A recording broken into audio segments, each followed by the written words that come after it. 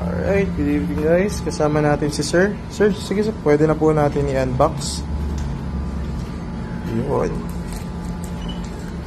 So, yung binubuksan natin ngayon is L1D 3000 Kelvin. Yan yung pinaka-dilaw natin. Golden yellow. Ayan. Alright. Tapos, ito, paita naman sa inyo yung next natin, yung main bulb natin. Sa low beam, ang in-avail nyo sir is yung puting-puti na 6000 Kelvin blazing white. Ito yung talagang mapapag-good morning ka sa gabi, sa liwanag. The best for city drive, expressway, especially kapag pitch black ang daan.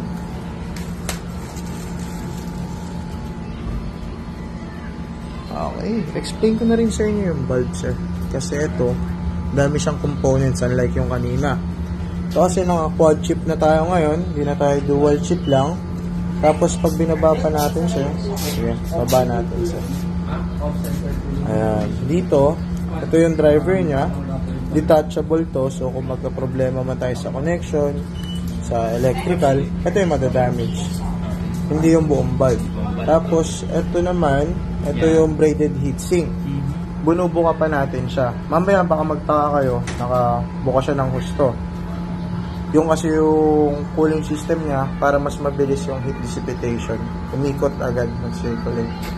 Okay, install na natin sir.